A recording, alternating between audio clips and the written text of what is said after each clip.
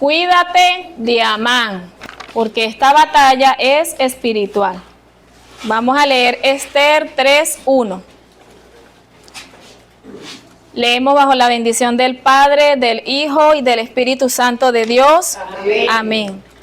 Y después de estas cosas, el rey Asuero engrandeció a Amán, hijo de Amedata, Agageo, y lo honró y puso su silla sobre todos los príncipes que estaban con él. Vamos a orar, amén. Padre, en el nombre de Jesús, te damos la gloria, la honra y la alabanza, Señor. Te damos gracias una vez más, Padre amado, porque estamos delante de tu presencia, Señor. Mira ahora que se va a disertar tu palabra, Padre. No te pido que me quites, sino que me use como instrumento en tus manos. Abre nuestros oídos espirituales y glorifícate, Señor, en el nombre del Padre, del Hijo y del Espíritu Santo de Dios. Amén. Bríndele un aplauso al Señor. Gloria a Dios. El libro de Esther. Este libro fue escrito aproximadamente en el 483 al 473 antes de la era cristiana. Esther es un nombre persa que significa la diosa Istar, pero también en hebreo tiene un significado. Pero sabemos que el nombre de Esther realmente era Hadassah. Este libro casi queda fuera del canon. ¿Qué es el canon? Para los que no saben, es ese grupo de libros que se caracterizan como libros inspirados por Dios, hasta que llegó el momento que consiguieron la Megilá de Esther, que es el rollo de Esther, y desde ahí se dieron cuenta, porque una de las polémicas era, porque en este libro dicen que no aparece el nombre de Dios, pero cuando los rabinos de hace muchos años atrás empezaron a estudiar la Megilá de Esther, que es el rollo de Esther, cuando lo consiguen, se dan cuenta que sí aparece, pero está de forma acróstica. ¿Qué es forma acróstica? En la inicial de cada ciertos versículos están las iniciales de Dios. Leímos en el versículo 3 que después de estas cosas, ¿cuáles cosas? Según la historia, lo que ya les dije, fue proclamada reina. Después de todo este proceso, Dios engrandece a este hombre llamado Amán. Pero vamos a ver quién es Amán en lo terrenal. Dice aquí en el 3 que este Amán, hijo de Amedata, Agageo. ¿Por qué dice Agag de Agageo? ¿Se acuerdan de la historia de Saúl cuando Dios le da la orden de que extermine al rey de Amalek, el rey Agag? Este Agag que sale aquí es ese Agag, el rey de Amalek. Si este Agag es el mismo rey de Amalek, esto me dice a mí que el espíritu de Amalek es el mismo espíritu de Amán, que operaba en aquellos tiempos y sigue operando en estos tiempos. Vamos a 1 Samuel 15:7. Y Saúl derrotó a los amalecitas desde Avilac hasta llegar a Chur, que está al oriente de Egipto, y tomó vivo a Agag, rey de Amalek, pero a todo el pueblo mató a filo de espada. Y Saúl y el pueblo perdonaron a Agag, y a lo mejor de las ovejas del ganado mayor, de los animales engordados, de los carneros y de todo lo bueno, y no lo quisieron destruir, mas todo lo que era vil y despreciable destruyeron. Amén. De este Agag que aparece aquí es descendiente este Amán que acabamos de leer. Por eso dice Agageo, porque es descendiente de Agag. Pero en este tema ha habido mucha polémica. Algunos dicen que no puede ser descendiente de él porque la Biblia te habla de dos Agag.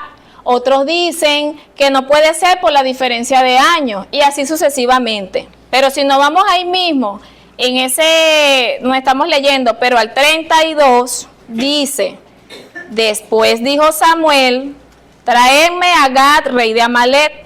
Y Agag vino a él alegremente. Y dijo Agag, ciertamente ya pasó la amargura de la muerte.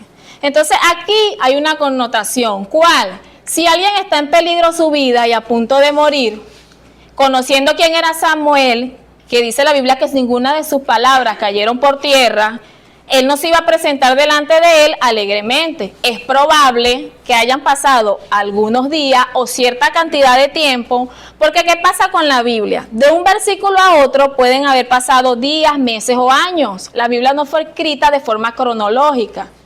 Entonces, si nos vamos aún al 33, dice, y Samuel dijo, como tu espada dejó sin hijo a las mujeres, sin hijos, así tu madre será sin hijo. Digo yo, si en él no había ninguna descendencia y todo había sido exterminado, acotando que la Biblia nos sigue hablando de Amalek, ¿por qué Samuel le diría que así su madre sería sin hijo hoy? Si se supone que en el de ellos no había quedado ninguna descendencia. Estaba hablándole en un presente. Entonces, todavía muchos estudiosos no se han puesto de acuerdo si es o no es descendiente, pero en la gran mayoría dice que sí es descendiente. Y yo en lo personal creo que sí es descendiente, porque a medida que vayamos viendo la enseñanza, nos vamos a dar cuenta que las características son las mismas que las de Amán. Las de Amán son las mismas de este y de este son las mismas de Amalek. También le dijo algo aquí. Así como tu espada dejó a las mujeres sin hijos, así tu madre será sin hijo. ¿Cuándo sucedió esto? Que la espada de Amalek dejó sin hijo a las mujeres del pueblo de Israel. ¿Se acuerda que cuando la palabra nos habla que ellos venían de Egipto y Amalek, que es la gente de Saúl, se le presenta en el camino y le ataca a la retaguardia? Dice la historia que no solamente fue que mató mujeres y niños. ¿Por qué? Porque en ese tiempo, cuando las grandes multitudes marchaban, todos tenían un lugar. Por eso dejaban a los hombres más fuertes adelante, los hombres de guerra si había, los seculares más atrás, las mujeres, los niños y los ancianos de último, con la idea de resguardarlo de cualquier situación que pudiera presentarse. La gente de Saúl ataca a esta gente de Israel, ataca al pueblo de Israel. A eso se estaba refiriendo Samuel cuando les dijo. Dice la historia que incluso no solamente fue que los mató, sino que a muchos los castró. ¿Con la finalidad de qué? De que se cortara la descendencia del pueblo de Dios. Y si nosotros nos vamos a lo que ocurrió el 7 de octubre con el pueblo de Israel, fue prácticamente lo mismo que hizo Amalek.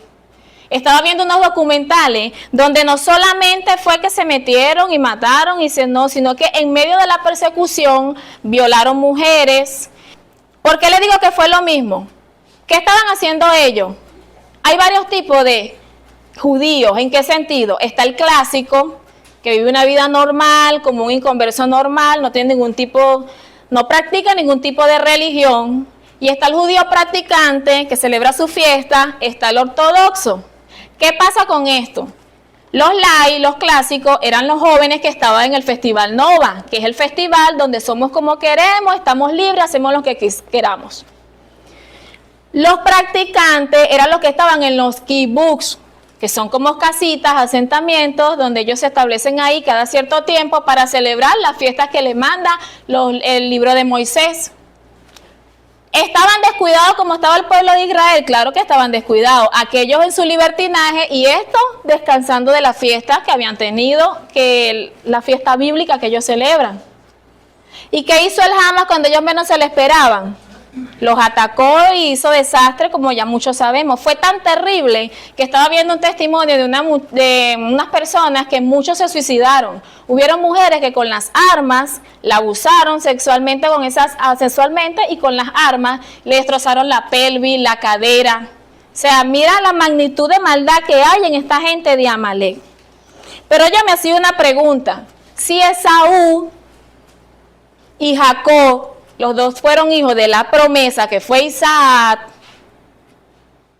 aunque Dios había profetizado que el mayor serviría al menor, ¿qué desencadenó realmente la maldad que hay en la descendencia de Amalek? Que vuelvo y repito, y no me voy a cansar de repetir, es el mismo espíritu de Amán. Vuelvo y pregunto, si Esaú y Jacob son del mismo padre, ¿qué desencadenó la maldad que tiene la gente de Esaú, que es la misma gente de Amalek? Para recordar a los que no están en el contexto, que Amalek es Persia, lo que ahorita es Irán. Cuando ya se nos ha dicho que en el 1935, un monarca llamado Reza Pahlavi le cambió el nombre. Pero ¿qué realmente está detrás de todo esto? ¿Qué es lo que realmente está? ¿Se acuerda que cuando Daniel hizo los 21 días de ayuno, dice la Biblia en Daniel 10, que a Daniel se lo puso el príncipe de Persia? ¿Qué es lo que realmente pasa tras de todo esto que se maneja en el país de Irán y tras esos países árabes? Detrás de esos países árabes hay una oposición espiritual que es un principado, que ha querido destruir al pueblo de Dios y espiritualmente también quiere destruir la iglesia. Es una oposición que hace Satanás, que el Señor lo reprenda, contra el pueblo de Dios. Pero lamentablemente, así como gran parte del pueblo de Israel lo ha olvidado, también gran parte de la iglesia ha olvidado que esto es espiritual. Y si nos vamos aún más allá, esto no viene ni siquiera desde el tiempo de ahorita de Amalek. Porque si es un principado que es el que mueve la cúpula a nivel gubernamental y política, que es el que mueve, como decir, los líderes que están en Irán, eso me dice a mí que detrás de él hay otro, que ya sabemos quién es, que es el enemigo, que el Señor lo reprenda. ¿Quién fue el primero que se rebeló en el cielo? No fue Satanás, que el Señor lo reprenda. Entonces, esta lucha viene desde el principio. El enemigo se rebela, el Señor viene, levanta a Adán en el huerto, el enemigo por medio de la mujer le tumba los planes, por decirlo de esta manera. Viene, nace Caín, nace Abel. ¿Qué sucede? Caín mata a Abel. Y así sigue pasando el tiempo, levanta la generación de Noé. ¿Y qué sucede? Viene el enemigo, porque esas son obras del enemigo. Se le mete a Can ves la desnudez del padre. Algunos dicen que solo fue que vio la desnudez, otros dicen que fue que lo violó. Yo sí creo que fue que abusó sexualmente de él, porque cuando te vas a Levítico, habla de que ver la desnudez, no verás la desnudez de tu padre, ni verás la desnudez de tu madre, porque la desnudez de tu padre estaba hablando de tener relaciones sexuales con la persona. Se le mete a Can, daña la parte de lo que Dios quería hacer. Y así sigue pasando el tiempo, pasando el tiempo, pasando el tiempo. Y hasta el día de hoy eso está vigente. ¿Cómo está el pueblo de Israel en estos tiempos? Sigue luchando, sigue batallando con el pueblo árabe, con Irán, con el otro, con el otro. ¿Y cómo está la iglesia en estos tiempos? Entonces la idea de todo esto es que entendamos de que esto es espiritual. En estos días el presidente Bibi Netanyahu dijo de que él sabía que la pelea era con Amalek.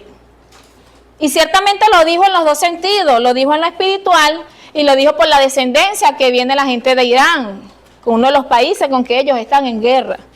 Y así como el pueblo de Israel está en lucha espiritualmente con esta gente, así también la iglesia. No crean ustedes que solamente eso es allá porque eso es el Medio Oriente. No. La Biblia dice que el enemigo se opone a Dios y a todo lo que es objeto de culto a él.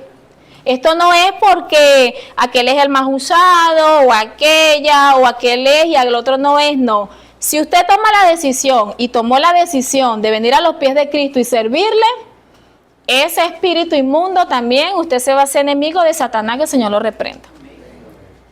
Que hay congregaciones que dicen que por qué nosotros nombramos tanto al enemigo. Es que es real. Pero es una de las ventajas que ha hecho el enemigo. ¿Qué hace él? Él trata de pasar desapercibido y de que usted y yo creamos que el problema es la hermana, el hermano, y no entendamos que hay un trasfondo de esto espiritual para el enemigo dañar y destruir al pueblo de Dios. Vámonos a Éxodo 17:8. Entonces vino Amalek y peleó contra Israel en Refidim. Y dijo Moisés a Josué: escoge los varones y sal a pelear contra Amalek.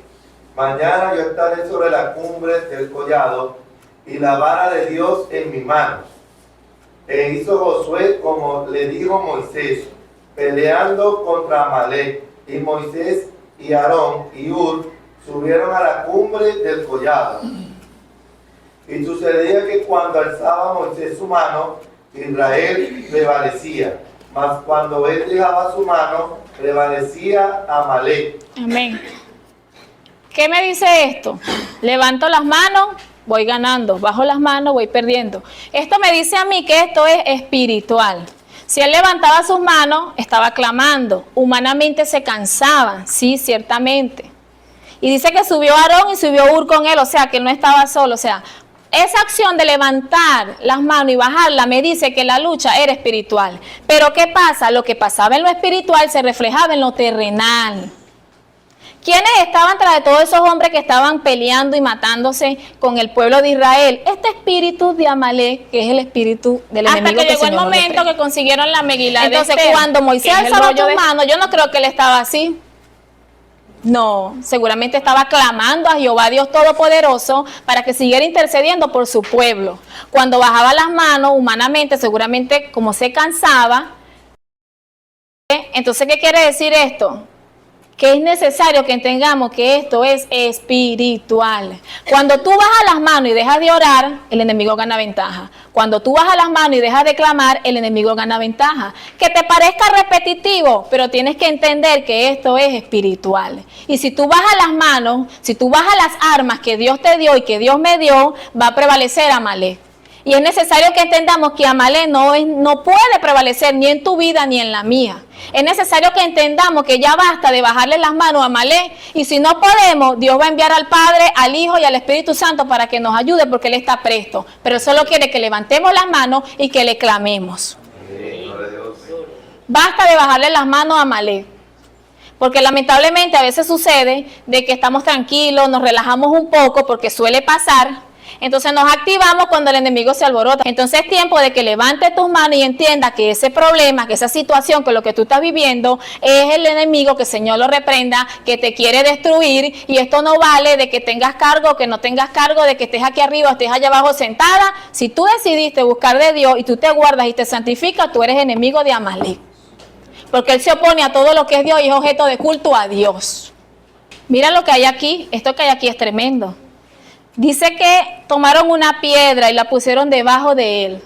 ¿Simbolizando qué? Cristo. Simbolizando que Cristo es el que te sostiene. No que Él está sobre Cristo, que Cristo lo sostiene a Él. Porque Él estaba cansado, Él estaba debilitado humanamente. Y cuando pusieron la piedra, su cuerpo descansó y Él tuvo más fuerza para clamar. O sea, eso nos dice a nosotros que mientras que Cristo nos sostenga, en nosotros hay firmeza. Mientras que Cristo nos sostenga, en nosotros hay el poder batallar contra esto que es espiritual.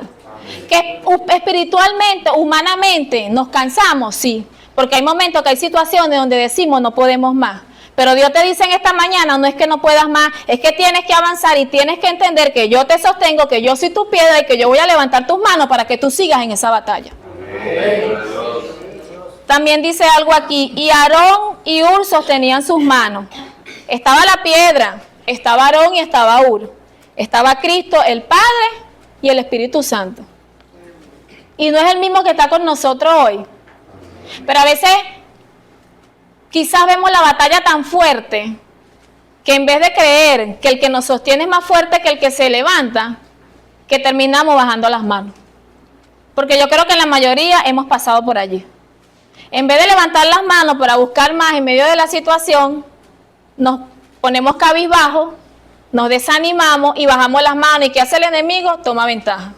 De lo que se levantó así, cuando yo bajo las manos, lo pone así. Y así, y así. Y mientras más grande es la oposición y menos fuerza yo tengo, ¿cómo logro enfrentarme a eso?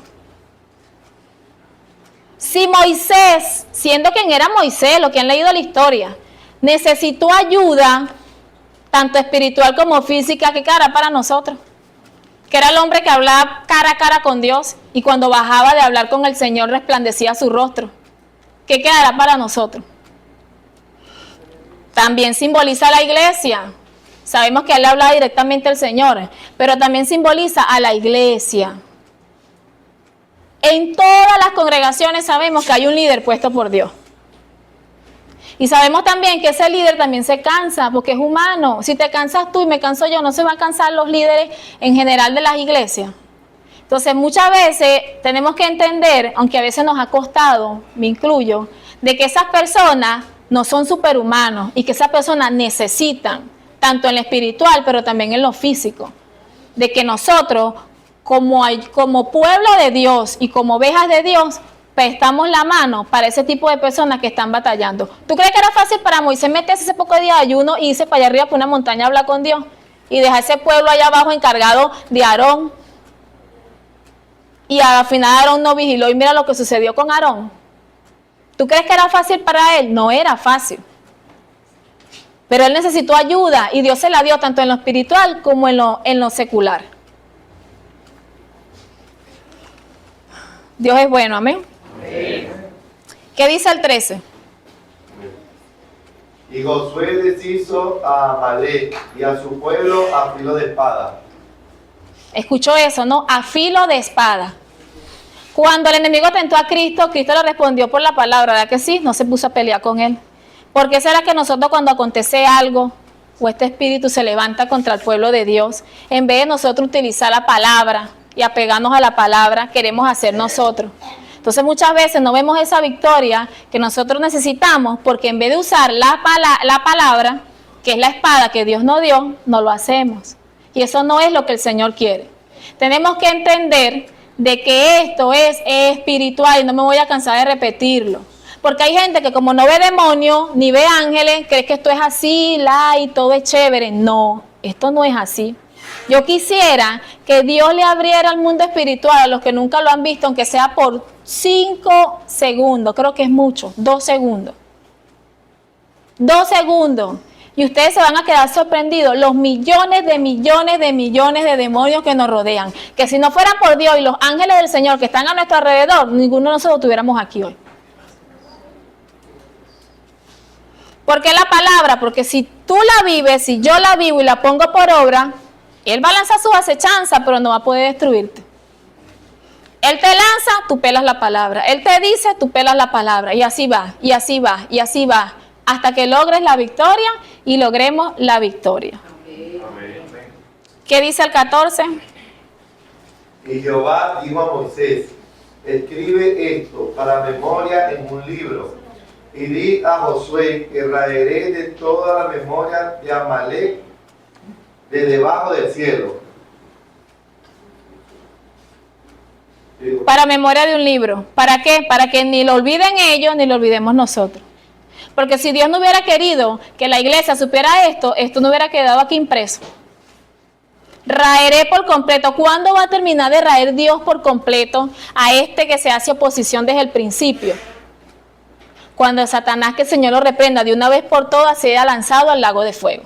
Mientras tanto que eso no suceda, esa batalla va a estar hasta que el Señor nos lleve a los que se van, en los que nos vayamos en el arrebatamiento, y hasta que el Señor lo encierre a él en el lago de fuego. ¿Qué dice el 15? Y Moisés edificó un altar y llamó su nombre Jehová Nisi. ¿Y el 16? Y dijo, por cuanto la mano de Amalek se levantó contra el trono de Jehová, Jehová tendrá guerra con Amalek de generación en generación. Mira lo que dice, por cuanto la mano de Amalek se levantó contra ¿qué? El trono de Jehová. ¿Qué nos está diciendo? Que el que se mete con el pueblo de Dios y con la iglesia se mete con Dios. Sea de adentro o sea de afuera. ¿Que hay Amalek y Amanes en estos tiempos? Sí hay. Suena duro, pero sí hay. También nos está diciendo contra el trono de Jehová. ¿Quién se levantó contra el trono de Jehová? ¿A qué se estaba refiriendo realmente aquí Moisés cuando dijo, por cuanto la mano de Amalek se levantó contra el trono de Jehová? Si aunque ahí estaba, aunque aquí en la tierra, cuando el pueblo de Israel estaba el tabernáculo, eso no era el trono de Jehová. ¿A qué se estaba refiriendo? Como dice mi hermana, a Satanás, que el Señor lo reprenda. ¿Qué me está diciendo a mí? Que esto viene desde que Él se reveló en el cielo. ¿Acaso no dijo Él, subiré y me haré como Él y me sentaré en el trono de Dios? Él lo dijo. Entonces cuando dice que se levantó contra el trono de Jehová, está hablando es de ese ser, de lo que estás detrás de lo que tú ves físicamente. Y tendrá guerra con Amalek de generación en generación. ¿Qué quiere decir esto? Pasa una generación que todavía no ha llegado al arrebatamiento, parte de esta tierra, se levanta otra y mientras que él no sea apresado, esa guerra continúa. Y es lo que tenemos que entender. No es que tú vas a vivir trauma todo el día pensando en el enemigo, no, pero tienes que y tengo que estar consciente de sus acechanzas y de las cosas que este enemigo quiere para nosotros. ¿Acaso no dice el Señor en su palabra que anda como león rugiente, buscando a quien devorar? No, no lo dice. Y se justifica que el Señor nos dice y nos dice y nos dice y nos dice y nos dice, y nosotros pareciéramos olvidar lo que el Señor constantemente nos dice. Y cuando viene una acechanza o viene un ataque o sucede algo, en vez de buscar y clamar a lo espiritual, nos vamos a lo terrenal y no es lo que el Señor quiere. Que entendamos de una vez por todas que eso no fue nada más para nosotros. Así como se levantó para el pueblo de Israel, también se está levantando para la iglesia. Porque la misión de Amalek es destruir. La misión de Amán es el mismo espíritu. Repito, Amán es descendiente del rey Agag. Agag, el rey de Amalek, es descendiente de Saúl. Por tanto, del hijo de Saúl que se llamaba Elifaz. Por tanto, es el mismo espíritu. Y esto es tan tremendo que un político, creo que fue Sergei Lavrov de Rusia, que él estaba hablando de que Hitler descendía de Amalek y que él era judío. Y Bibi Netanyahu se molestó, pataleó, pidió que se disculparan. ¿Qué dicen los estudiosos de la Biblia hoy en día? Que cuando estaban los pueblos teutones, los pueblos germanos, en el tiempo de la Inquisición, un grupo fueron expulsados porque no aceptaron desjudaizarse. ¿Qué hicieron ellos? Se vinieron hacia las partes bajas de Europa y se cree, y es que, estoy hablando de Alemania, Austria, ¿de dónde era Hitler? Era de Austria. Entonces se cree que este Hitler venía de la descendencia de los de Amalek. Y no lo digo yo, hoy en día lo dicen cantidades de estudiosos de la Biblia. Y que hay relación entre todo lo que sucedió en Esther con lo que sucedió con los nazis. En resumen de todo esto, y tiene lógica porque este hombre tenía un odio tan acérrimo con el pueblo de Dios que solamente tenía que tener ese espíritu inmundo para el odio que este hombre tenía contra el pueblo de Dios. Volvemos a Esther, amén. Vamos a ver las características espirituales de este Amán. ¿Qué dice Esther 3:2? Y todos los siervos del rey que estaban a la puerta del rey se arrodillaban y se inclinaban ante Amán, porque así lo había mandado el rey. Pero Mardoqueo ni se arrodillaba ni se humillaba. Y vio Amán que Mardoqueo ni se arrodillaba ni se humillaba delante de él, y se llenó de ira. ¿Qué nos dice todo esto? ¿Quiénes se humillan y se arrodillan ante Satanás, que el Señor los reprenda? Aquellos que desobedecen la palabra de Dios y aquellos que andan en el mundo porque todavía no han llegado a los pies de Cristo. Esos son los que se están humillando ante este Amán espiritualmente que aparece aquí. Este Amán quería adoración. No era lo mismo que quería Satanás, que el Señor le reprenda. Este Amán quería que todos lo vieran, que todos le dieran gloria. No era lo mismo que quería Satanás, que el Señor lo reprenda. Es lo mismo, es el mismo espíritu. Y se le seguimos haciendo una secuencia a esto. Dice que se le arrodillaban, o sea, que se creía un Dios, porque que yo sepa, nosotros nos le arrodillamos a Dios. Y hasta hoy en día el pueblo judío practicante no se le arrodilla a nadie. Este espíritu quería que se le arrodillaban, quiere decir que él se creía un Dios. Él se cree un Dios, él se cree ser superior. Y que se le humillaran. Ah, pero llegó uno que no se le arrodillaba. O sea, llegaste tú que no te la arrodillas al enemigo. ¿Cómo yo no me la arrodillo al enemigo? Cuando el enemigo se levanta y tú no haces lo que él quiere que tú hagas, te apartas del pecado, te apartas de la inmundicia, ahí tú te estás negando a arrodillártele al enemigo. Y cuando él ve eso, ¿qué hace? Se enciende en ira. Pero si yo le hago esto y yo le hago aquello, yo le ofrezco esto y le ofrezco aquello, y tú decides decir no por acercarte a Dios y agradar a Dios, porque Mardoqueo, él prefería, ante todos se humillaban, observen esto, todos, y él se quedaba de pie, sabiendo que Amán era el viceministro, era el segundo al mando, porque dice que puso su silla sobre todos los príncipes, no era cualquiera, y aún así él no se quiso arrodillar, no quiso, y no lo hizo hasta el punto que lo acusaron. ¿Será que pasa esto en estos tiempos? ¿Será que esto pasa en estos tiempos? Te puede pasar en tu trabajo, te puede pasar en donde estudias, te puede pasar en tu entorno. Cuando tú te niegas a hacer lo que Satanás, que el Señor lo reprenda, quiere, usted se hace enemigo del diablo. Porque es necesario que entendamos que cuando nosotros nos negamos a hacer lo malo, ahí nos estamos negando, humillándonos. Pero cuando nosotros estemos bautizados, decidimos ceder a los pecados y a los deseos de este mundo, ahí nos estamos humillando al enemigo. Cuando yo me presto para hacer lo que no es agradable a Dios, ahí yo me estoy humillando al enemigo. Pregunto yo, ¿será que en estos tiempos hay amanes dentro de las congregaciones? ¿Será que en estos tiempos hay amanes hombres y amanes mujeres que cuando no hemos vigilado o por el motivo que sea, nos hemos dejado influenciar? ¿Sabe? Yo voy a decir algo aquí responsablemente. Hay cantidad de personas que lamentablemente, no sé si consciente o inconscientemente, se han dejado influenciar por este espíritu. En arrogancia, orgullo, querer tener gloria, querer ser notado, creer que son ellos. Y cantidades de ministros y ministras, no solo hablo a nivel general, que tienen este espíritu de Amán. Si tú no me das pleitesía, te pongo en disciplina. Todos tenían que postrársele, porque él era el segundo al mando y el rey había dado la orden, pues, tenían que hacerlo. Pero ¿qué pasa con esto? Amán veía lo que Mardoqueo le hacía, no se me postra, es un rebelde. Pero no veía lo que le hacía Mardoqueo. Y así es el enemigo. Si él no entendió que le falló a Dios, mucho menos va a entender que lo está haciendo mal con nosotros. Use a quien use. No lo va a entender, no lo va a entender. Cuando la persona se deja influenciar por este espíritu, está ciega, no entiende. Tú le puedes hablar y le puedes hablar y le puedes hablar. Y pueden predicar y pueden cantar y pueden estar en una silla, lo que sea. Pero hay cantidad de personas que son Amán y mujeres Amán y hombres Amán en estos tiempos. Que suena duro, pero es la verdad.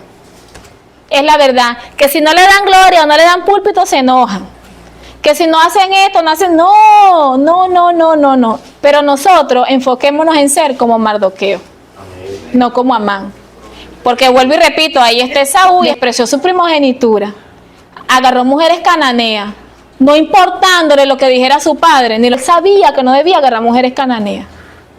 Y yo meditaba en esto y yo decía, ¿será que así está la iglesia en este tiempo? Como Esaú y como Jacob. Está el Jacob que a pesar de lo que hizo se fue, hizo un pacto con Dios y se dejó cambiar y se convirtió en Israel, sacando a Dios 12 naciones de él, sacando de él a la tribu de Judá y sacando de ahí a Cristo, y de Cristo salió la iglesia. Y está el Esaú que no quiso hacer caso, despreció su primogenitura, sabiendo que él había hecho un pacto vendiéndola. Pero vino este irresponsable y no reconoció que él la vendió, sino que cuando el hermano le hace lo que le hace al padre, se hace pasar por él, pretende reclamar lo que él ya había vendido, a pesar de que ya Dios había profetizado lo que pasaría. Entonces a veces somos así. Entonces yo me hice esa pregunta y le pregunté a Dios y me lo vuelvo a preguntar aquí. ¿Será que somos Amán, Mardoqueo, somos Esaú o somos ese Jacob que se convirtió y hoy en día se va a convertir los que aún son Jacob en Israel? ¿Quién somos realmente? Tanto fue el odio, sí, ellos se perdonaron y se abrazaron cuando pasaron los años, pero eso en el mundo espiritual quedó. Porque él dijo que él mataría a su hermano en el luto de su padre. Estaba hablando terrenalmente, pero el mundo espiritual lo tomó. Entonces, es tiempo de que nos analicemos. Pero tuvo en poco poner mano en Mardoqueo solamente, pues ya le habían declarado cuál era el pueblo de Mardoqueo. Y procuró Amán destruir a todos los judíos que había en el reino de Asuero. ¿Por qué echaban suerte? Porque según la creencia persa, echó suerte, y la suerte cayó el día del dios de la muerte persa.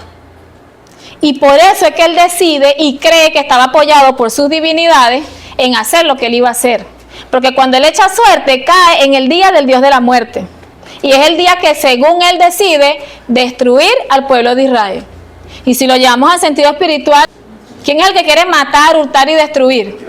No le hablo que el Señor lo reprenda. Amén. Que era el mismo que le estaba hablando, ¿para qué? Usándolo a él, para que hiciera este desastre en el pueblo judío. Entonces dice que no nada más fue Mardoqueo, ponerle mano. Si tú decides santificarte, guardarte y apartarte del mundo, dice que él procuró destruir a todos los judíos.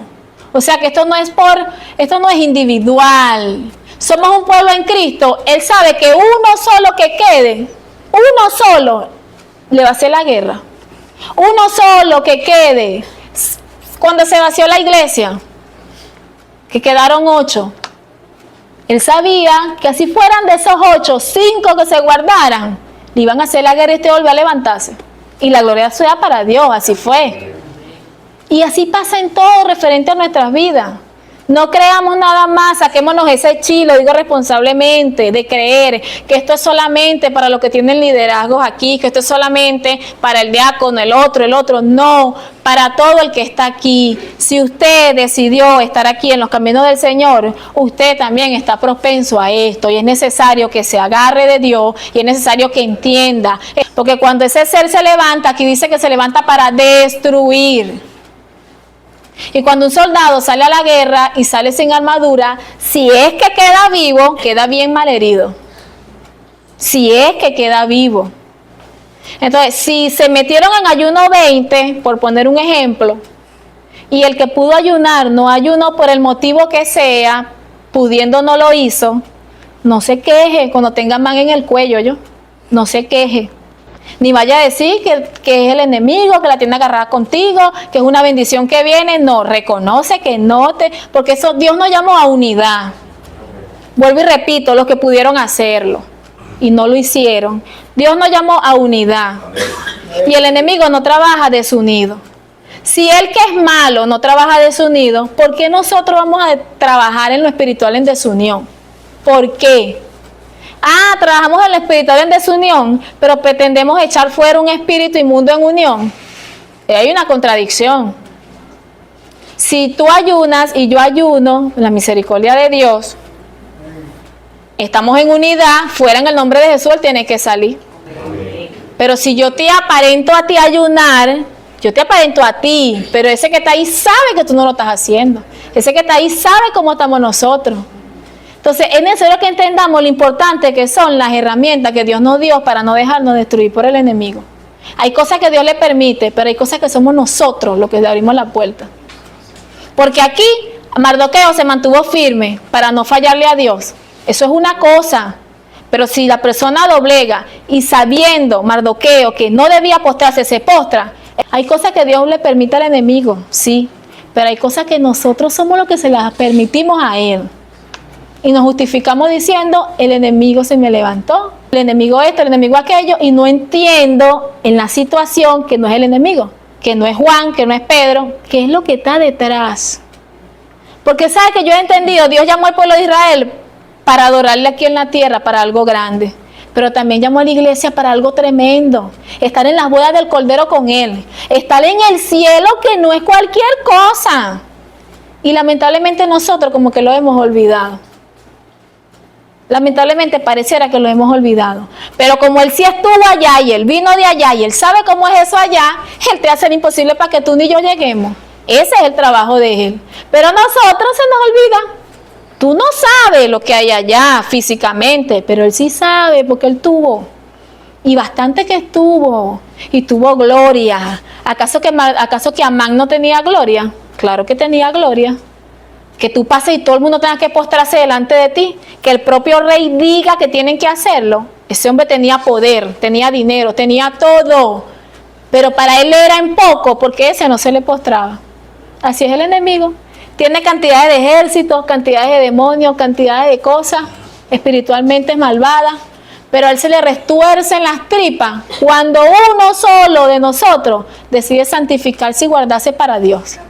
Cuando uno solo de nosotros se levanta a pelear por su hogar, por su familia, por lo que sea que esté aconteciendo. Porque él sabe que ese que se levanta es un Mardoqueo. Él sabe que ese que se levanta es un hijo de Dios que de verdad sabe en lo que ha creído, en quién ha creído. Y a pesar de las dificultades, se mantiene ahí. ¿Cuánto más si todos nos levantáramos? ¿Cuánto más si todos estuviéramos como un solo hombre en Cristo Jesús? ¿Nunca se han puesto a pensar eso? Que tenemos fallas, que tenemos defectos, X, lo que sea. Mardoqueo no era un superdotado. También tenía fallas y también tenía defectos. Pero con todo y eso estaba claro que ni que fuera quien fuera se le iba a postrar. Estemos claros, usted y yo, que ni que el enemigo brinque, salte y patalee, hagamos lo que él quiere que nosotros hagamos. ¿Qué quiere que nosotros hagamos? Pecar en todos los ámbitos, desde en lo que hablo, en lo que digo, en lo que hago, en todo. ¿Qué es lo que no te deja a ti avanzar? ¿Qué es lo que no te deja a ti salir de eso que te tiene atado? ¿Qué es? Es ese espíritu no te deja salir. Y ese espíritu no te deja, te tiene tan atado que tú dices, hoy no lo hago y lo vuelves así, lo vuelves así, lo vuelves así. Es ese espíritu que te tiene atado, varón. Pero tú necesitas entender que es ese espíritu y que tienes que buscar de Dios. Que necesitas buscar de Dios con un corazón sincero. Y Él te va a ayudar a salir de ese espíritu. Te tiene tan atado, tan atado, tan atado, tan atado, que Dios te trae pero vuelves y cae, Dios te trae pero vuelves y cae, Dios te trae pero vuelves y cae, hasta que tú entiendas y reconozcas y renuncies a eso que te tiene atado. 8. Y dijo Amán al rey Asuero: hay un pueblo esparcido y distribuido entre los pueblos de todas las provincias de tu reino, y sus leyes son diferentes de las de todo tu pueblo, y no guardan las leyes del rey, y al rey nada le beneficia el dejarlos vivir. Estamos hablando de la característica de estos Amanes en lo espiritual y en lo terrenal. Mira el poder de persuasión. No le dijo quién era, ni loco que fuera. Porque si le dice quién es, él quizás le iba a preguntar, pero ¿por qué? Pero yo he oído de ese pueblo. Pero él no le dijo quién era, lo persuadió. ¿No fue lo mismo que hizo el enemigo cuando se trajo la tercera parte de los ángeles del cielo? Eso lo fue trabajando y lo fue trabajando y lo fue trabajando hasta que le dio la estocada final. Y los ángeles, bueno, se dejaron persuadir. Mira el poder que tiene una persona influenciada por este espíritu. Te persuade a tal punto que te hace creer que lo que vas a hacer es correcto y no es agradable a Dios lo que estás haciendo. Y en el 9 le dijo: si place al rey, decrete que sean destruidos, y yo pasaré 10,000 talentos de plata a los que manejan la hacienda, para que sean traídos a los tesoros del rey. Entonces el rey quitó el anillo de su mano y lo dio a Amán, hijo de Amedata, Agageo, enemigo de los judíos, y le dijo: la plata que ofrecen sea para ti, y asimismo el pueblo, para que hagas de él lo que bien te pareciera. O sea que el rey ni siquiera estaba interesado en los bienes.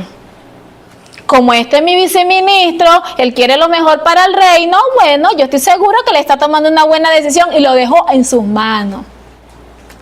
Si nosotros le hacemos un trasfondo a esto, en lo espiritual, cuando Satanás sube a acusar a Job, que Dios le dijo, y tú me sedujiste, no es porque Dios se deje seducir o se deje manipular, sino que así como este rey permitió esto, Dios también a veces permite cosas que a veces no entendemos, pero Dios a veces permite cosas. Y Dios a veces permite que estos Amanes, mujeres y hombres, se levanten, influenciados por estos espíritus, para que nosotros podamos hacer lo que hizo Esther y lo que hizo Mardoqueo, porque a veces estamos tan dormidos que Dios tiene que permitir un Amán para que tú entiendas de que no es que te sonríe evangélico. Y me sorprendió esto, cómo persuadió al rey. Y el rey estaba tan confiado que le dijo: sí, eso sea para ti, yo necesito eso, chico, en mis palabras. Quédate con eso, haz lo que bien te parece. Este hombre agarró vuelo. Entonces fueron llamados los escribanos del rey en el mes primero, al día 13 del mismo, y fue escrito conforme a todo lo que mandó Amán, a los sátrapas del rey, a los capitanes que estaban sobre cada provincia, y a los príncipes de cada pueblo, a cada provincia según su escritura, y a cada pueblo según su lengua. En nombre del rey Asuero fue escrito, y sellado con el anillo del rey. No perdió tiempo. ¿Tú crees que cuando Dios permite que el enemigo nos zarandee, él va a perder tiempo? No va a perder tiempo. Este comandó a todos los sátrapas terrenales para que escribieran todo. ¿A quién comanda el enemigo? A todos sus demonios, a todas sus legiones, para venir y atacar. Y se vienen con todo. Y eso lo entendí. Cuando Dios tiene un propósito con una persona, para el ministerio, porque hay varios tipos de propósitos, para el ministerio, Dios permite los amanes para que le sean piedra de tropiezo. Pero como decía el pastor, también se lo va a cobrar. También se lo va a cobrar. Porque el enemigo no se va a quedar liso. No, él no se va a quedar liso. Dios le cobra a la persona y le va a cobrar a él, a Satanás, que el Señor lo reprenda en el tiempo que lo tenga, que lo meta por completo en el lago de fuego. El enemigo hace lo mismo. Cuando alguien le es estorbo, el enemigo mueve a toda su cuadrilla. ¿Qué hace él? Empieza a observar. Ah, Juan está medio débil. Ah, Pedro está medio... Ah, este es el que voy a usar. Ah, te escuché diciendo esto. Ah, ya sé lo que hay en tu corazón, por ahí me voy a meter. Y no pierdo oportunidad. Te trae dardo, y te trae dardo, y te trae dardo. Y ese poco de demonio ahí, mira. Y el espíritu influenciando. Cuando vienes a ver, empiezas a creer que es tu pensamiento y es el enemigo. Y actúa conforme a lo que tú crees que está bien y es el enemigo. Vamos a seguir viendo las características aquí mismo en Esther, pero en el 6:6 de este Amán. Mira todo lo que pidió este perverso. De la abundancia del corazón, habla la boca. Todo lo que el enemigo quería. Mira todo lo que él pidió. Traigan el vestido real. Ese vestido era todo lo que tenía el rey. Tenía envidia. Mira todo lo que tenía este perverso. Y como mano derecha del rey. Y no es lo mismo que tiene el enemigo, que el Señor lo reprenda. Siempre ha querido lo que tiene Dios. Siempre ha querido lo que tiene Dios. El vestido del rey. El caballo del rey. La corona real. Si tú quieres mi corona y yo soy rey, tú me estás diciendo que tú quieres mi puesto. Eso es así. Y eso no era lo que quería el enemigo. Eso no era lo que el enemigo quería. Y den el vestido y el caballo en manos de alguno de los príncipes más nobles del rey, y vistan a aquel varón cuya honra desea el rey. Y llévenlo en el caballo por toda la plaza, la ciudad, y pregonen delante de él. Así se hará el varón cuya honra desea el rey. Es tremendo. Uno analiza esto y es tremendo lo que había en el corazón de este hombre. Es tremendo lo que había en el corazón de este hombre.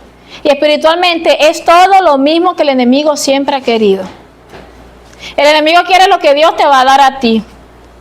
Y el enemigo quiere lo que Dios me va a dar a mí. Y él hace todo lo posible para que nosotros lo cedamos. Él hace todo lo posible para que nosotros lo dejemos. Para desanimarnos. ¿Con qué fin? Del que no alcancemos la victoria. Porque él sabe que está escrito que es el que persevere hasta el fin. No el que llegue a la mitad, sino el que termine esta carrera. Y en estos tiempos, hay personas así. A nivel mundial. Vamos a ser sinceros, si las hay. Hay personas en los ministerios, a nivel general, de que quieren todo lo que tiene el rey. Quieren todo lo que tiene el rey. Pero hay personas en otros ministerios, así con esta misma característica de Amán. Quieren lo que otros tienen y procuran destruirlo para obtenerlo. Pasa a nivel mundial. Pero hay personas con esta característica. Pero a nivel de ministerio esto pasa. Esto pasa. Y lo quiero tanto que me comporto como él y administro como él. Y si él dice Jehová me dijo, yo digo Jehová me dijo. Porque empiezo a perder mi esencia natural de hija de Dios para empezar a imitar la de otro. ¿Por qué? Porque él lo que quería era una imitación, porque eso no era de él, eso era del rey. Y él pidió conforme a su corazón. Porque él quería ser rey, pero a la final no era rey. Aunque se lo dieran y él caminara, no era rey. Nosotros somos lo que somos y ya. Lo que Dios nos mandó a hacer y ya. Cada quien tiene su lugar.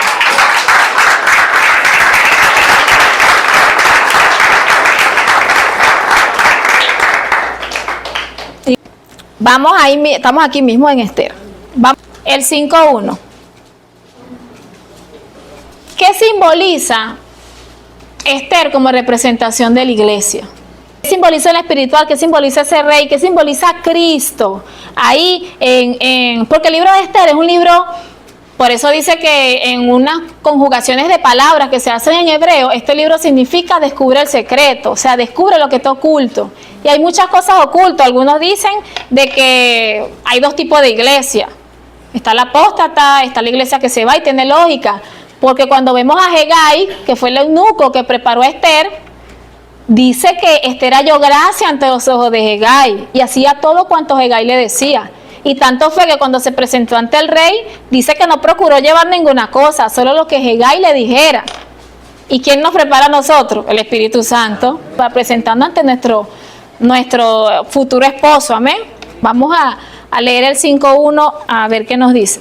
Presten atención aquí. Se mete en ayuno Esther. Se mete todo el pueblo de Dios en ayuno. Mira lo importante que es la unidad. Con un propósito de un enemigo que era en común. No es que es mío nada más y tuyo no, no, es en común. En común para aquel que se considera y que es hijo de Dios. Y viene Esther y se presenta delante de este rey, sabiendo que era ilícito, pero confiando en el Dios vivo que le iba a dar la victoria. Seguramente, digo yo, que se puso a cuenta, haría todo lo que tendría que hacer en esos 3 días de ayuno con el Señor. Entonces, esta Esther que se presenta delante de este rey, representa a la iglesia.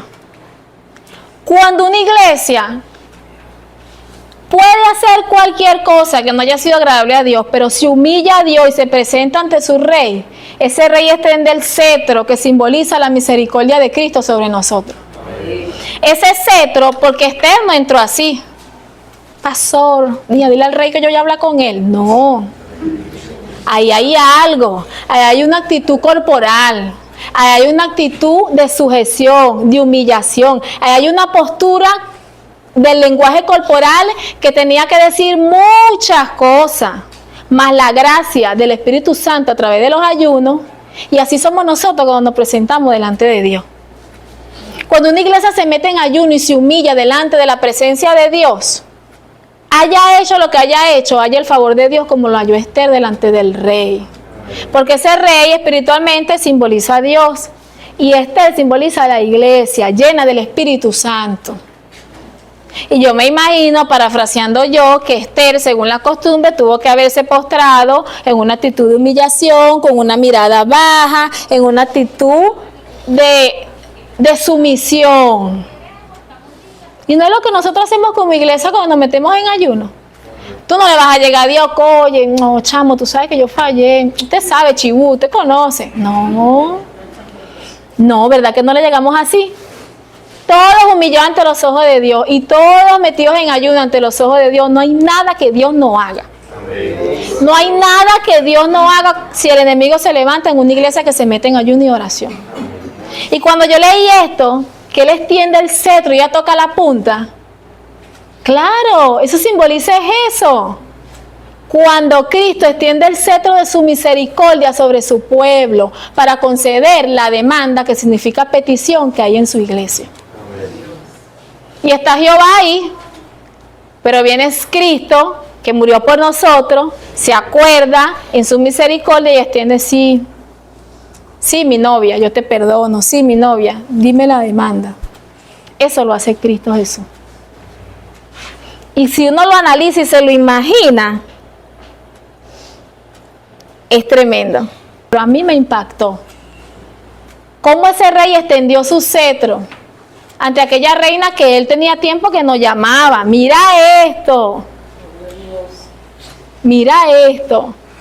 que él tenía tiempo que no la llamaba. Y ella busca al Rey de Reyes y Señor de Señores, igual como lo hace la iglesia. Y viene Cristo y extiende su cetro.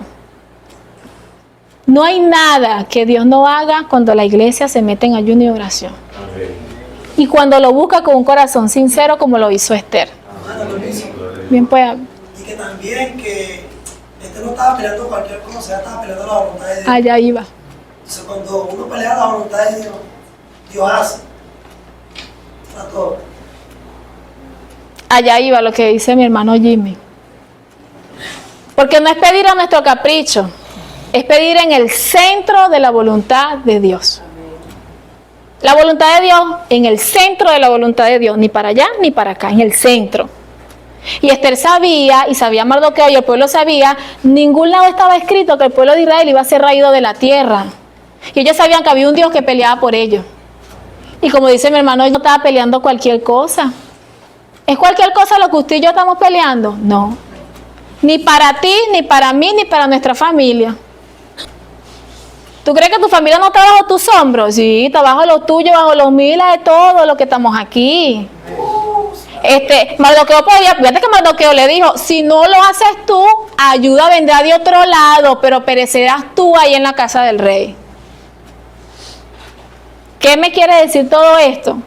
De que si tenemos tanta responsabilidad en nuestros hombros, tanto para nuestro propio beneficio como para nuestros seres queridos y hasta los que están afuera, porque todos esos judíos que quedaron vivos van a seguir teniendo descendencia y tanto fue así que a la final es necesario que entendamos que esta responsabilidad es de todos. Y es necesario que entendamos que lo que estamos peleando vale más que cualquier cosa que pueda ofreciendo el mundo, cualquier cosa que pueda ofreciendo el enemigo a través de este mundo, cualquier cosa. Y yo sé que quizás muchos de los que están aquí han oído cantidad de veces esta historia, pero este libro tiene mucho que reflexionar, muchísimo, muchísimo. Los judíos vencieron sobre sus enemigos. ¿Qué me dice eso? Que a la final la iglesia va a vencer sobre todo lo que se le levante.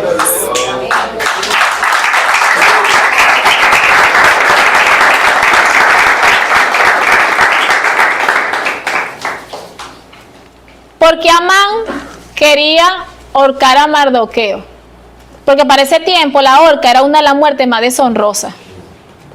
Porque el enemigo, que el Señor lo reprenda cuando nos quiera hacer caer, procura siempre escandalizar para deshonrarnos como iglesia. Para que nos digan, viste, y son evangélicos, viste, por eso yo no voy para esa iglesia, viste, por eso yo no hago esto, por eso yo aquello.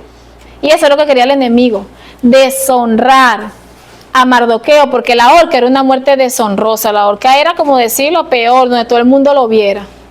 Y a la final, ¿qué pasó? Como todos conocemos, terminó ahorcado fue él. Y no solamente que murieron él y sus hijos, todo aquel que se levante contra la iglesia tiene consecuencias para él y para los suyos. Y eso está vigente desde allá hasta ahorita. 10 hijos fueron colgados, los mataron y después que los mataron fueron colgados. ¿Por qué? Mi opinión, todo aquel que lo viera ahí iba a saber lo que le iba a pasar a los que se metieran con el pueblo de Dios. Y todo aquel que se mete con uno de nosotros, que esté haciendo la voluntad de Dios, con el pueblo de Dios, lo que Dios va a permitir en su vida, todo el que lo vea va a decir, wow, qué tremendo. ¿Te acuerdas lo que le hizo a fulano? ¿Te acuerdas lo que hizo? No es porque Dios sea malo, sino que toda acción trae una reacción y toda decisión trae una consecuencia. Entonces está en nosotros entender esto. De que no veas a Amán, no. Pero ¿qué pasa? Cuando no reconocemos que lo estoy haciendo mal, yo me justifico. Y no estamos llamados para ser Amán, estamos llamados para ser Israel. Y que de ti y de mí espiritualmente Dios propague y expanda su palabra y sus hijos crezcan. Y eso se propague. Y digan verdaderamente, a mí me predicó Juan y Pedro. Y verdaderamente que esos son unos siervos de Dios. No para tu gloria ni la mía, pero nosotros no somos nada. Yo reconozco que yo no soy nada. Para la gloria de ese que nos tiene aquí. Amén. Y que entendamos que cuantas veces se levante algo, ahí están las armas que Dios nos dio. Amén. Pero estas armas, como los dije al principio, Josué usó para tomar a Amalek a filo de espada. Aquí Esther se metió en ayuno. Esto va junto. Ayuno, oración y palabra. Amén. Esto no puede ser solo. Y es necesario que entendamos esto. Amén. Amén. Dios le bendiga, Dios le guarde.